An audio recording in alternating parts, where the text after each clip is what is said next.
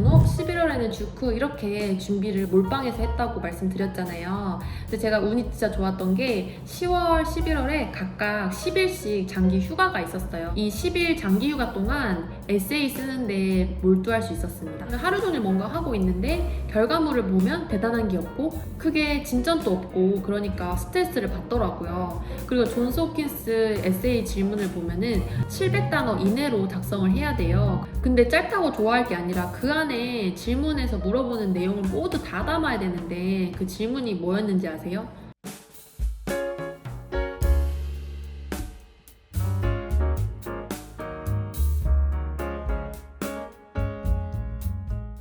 첫 번째, 존스 홉킨스 대학원에 지원한 이유가 뭐냐? 두 번째, DMP를 어느 정도로 잘 이해하고 있느냐? 세 번째, 그래서 너 왜 DMP 하고 싶으냐? 네 번째, DMP 출신 MP와 MSN 출신 MP가 환자를 대할 때 어떠한 차별점을 보여줄 수 있느냐? 다섯 번째, MP 중에서도 너가 고른 전공에 대해서 말해봐라. 여섯 번째, 너 그 전공에서 무슨 일 할 것 같아?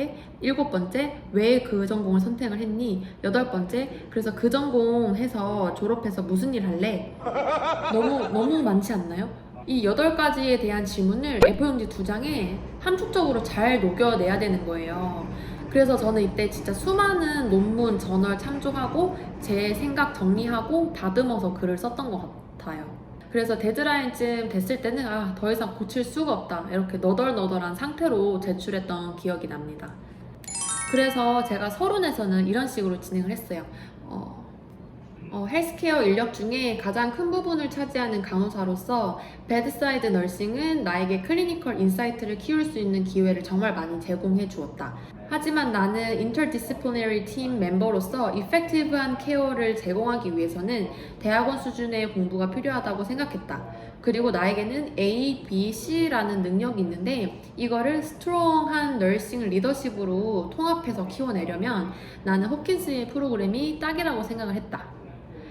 질문 중에 이제 왜 홉킨스인지, DMP가 뭐라고 이해하는지, 왜 하려고 하는지 등에서 서론에서 꽤 언급을 하고 들어갔죠. 물론 FMP에 대해서도 언급을 하고 어떤 MP가 되고 싶은지까지 구체적인 목표가 좀 들어갔으면 더 좋았을 것 같은데 이 정도도 나쁘지 않았던 것 같아요. 그리고 찬문단에서 이제 최근 보건산업 동향에 대해서 언급을 합니다. 이 부분은 완전히 논문이랑 저널을 참조해서 얻은 정보였죠. 보건정책의 변화, 만성질환의 증가, 그리고 고령화 사회는 교육 수준이 높은 간호사를 필요로 한다. 그리고 나는 석사 MSN이 아닌 DMP 박사과정을 거친 간호사들이 이러이러한 일들을 해낼 수 있다고 생각한다. 왜냐하면 MSN에서는 이러이러한 걸 배우는 동안 DMP에서는 추가적으로 이러이러한 것들도 배우기 때문이다. 그리고 이제 제 어필을 강력하게 합니다. 간호사 출신 보건정책 전문가의 중요성을 강조하면서 보건정책에 대한 나의 관심이 학부 때 경제학 부전공을 하면서부터 시작이 됐었다.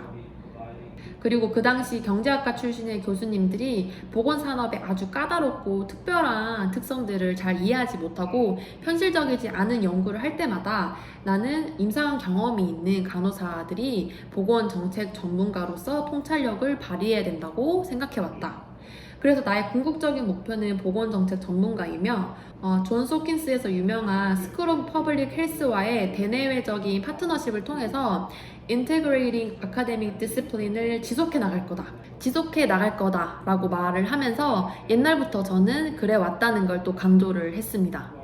그리고 여기서 이제 DMP 과정은 졸업할 때 논문 심사를 하는 게 아니고 실제 이론을 현실에 적용할 수 있는 프로젝트를 하거든요. 그래서 이제 그 프로젝트를 할 때 나는 정책 관련된 주제를 정해서 프로젝트를 하겠다라는 포부를 밝힙니다. 이게 뭐 클리니컬하게 접근할 수도 있고 이제 다양한 관점이 있는데 저는 컨셉을 보건정책 전문가로 잡았으니까 좀 일관성 있게 에세이를 풀어갔어요. 그리고 이런 프로젝트가 있고 어떻게 진행되는지도 어느 정도 이해하고 있다는 걸 보여주고 싶었는데요.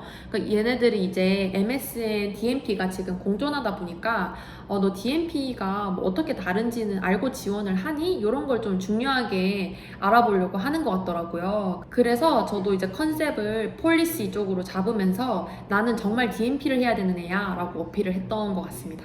그리고 이제 두 번째 문단에서는 제 병원 경력 얘기를 꺼내면서 뭐 무엇을 것을 느꼈고 뭘 경험을 했는데 왜 프라이머리 케어고 왜 전 연령층을 모두 케어하는 FNP에 관심을 갖게 됐는지에 대한 에피소드를 언급했고요.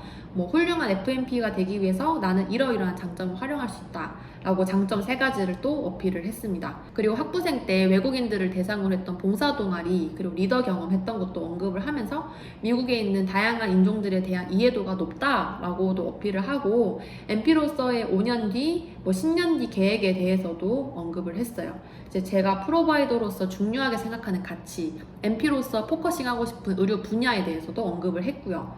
그러니까 질문에서 물어보는 게 너무 많았기 때문에 저도 이 많은 내용을 다 함축해서 쓸 수밖에 없었거든요.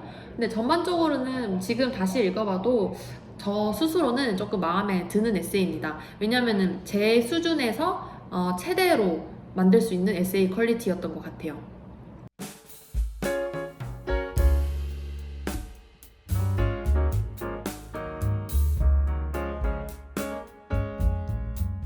그리고 이제 11월에 듀크 대학교 에세이 준비를 시작을 하면서 존스 홉킨스에서 썼던 DMP 에세이랑은 정말 많이 다르구나를 느꼈죠.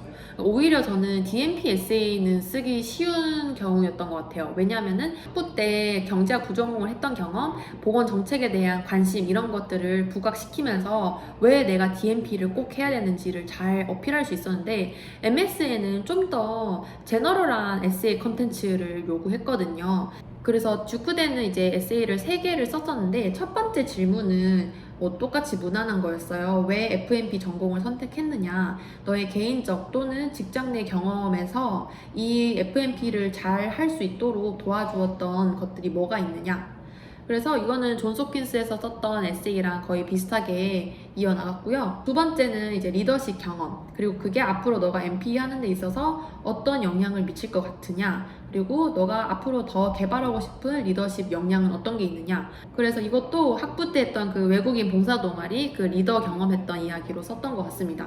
근데 제일 어려웠던 게 이 3번째 에세이인데요. 3번째 에세이에서는 너의 개인적 또는 그 직장 내 경험을 예시로 들어서 그 듀크 대학교 간호대학 미션이랑 잘 부합하는지 표현해봐라. 그리고 또 하나 에피소드를 더 써야 되는데 그거는 듀크 대학교에서 중요하게 생각하는 다이버시티랑 부합하는 에피소드여야 된다 라고 하거든요. 근데 이게 A4용지 한 장도 안 되는 짧은 분량의 에피소드 2개를 이제 각각 주제랑 연결시켜서 써야 되다 보니까 되게 까다롭더라고요.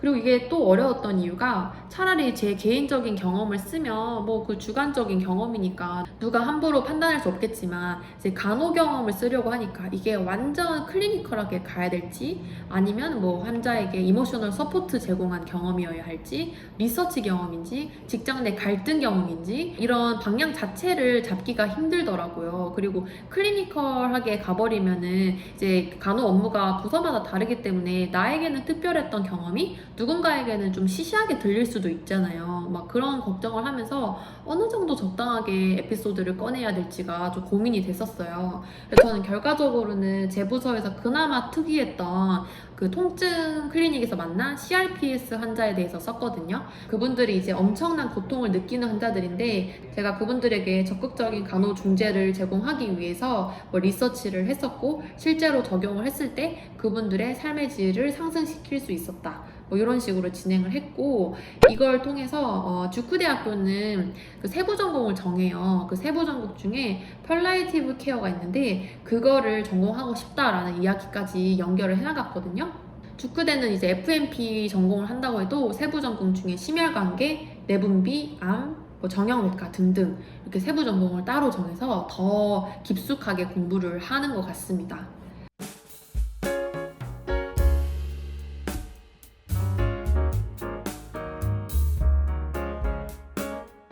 그래서 전 에세이를 써보고 느낀 점이 일단 제일 중요한 게 문제가 뭐를 물어보는지 정확하게 파악을 하고 어떤 정보, 경험, 생각을 인용할지를 정해서 어떤 구조로 글을 전개할지도 생각을 하고 뭐 가장 고급지고 명료한 표현을 선택해서 워드 리밋에 맞춰서 에세이를 쓰는 것 같습니다.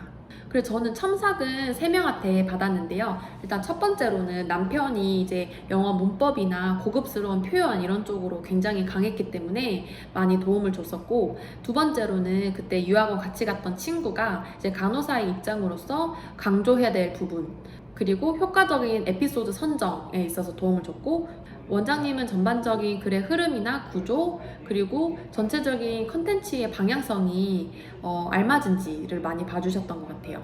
그렇게 험난했던 에세이를 두 학교 모두 마쳤고요. 마지막으로 덧붙이고 싶은 이야기는 이제 제출 기한이 다가오면은 뭐 에세이의 제목을 붙이니 많이, 그리고 에세이 쓰는 양식들이 여러 가지가 있는데 그 중에 뭐 MLA라는 형식이 있어요. 뭐 그 형식을 맞춰서 쓸 건지 막 이런 것도 고민이 될 거거든요. 그런 거 학교에 뭐 문의를 해보셔도 좋고 구글링 해보셔도 좋으니까 꼼꼼하게 알아보고 작성하시면 될 것 같습니다. 자, 그러면 이제 대망의 인터뷰 얘기로 넘어가 볼게요.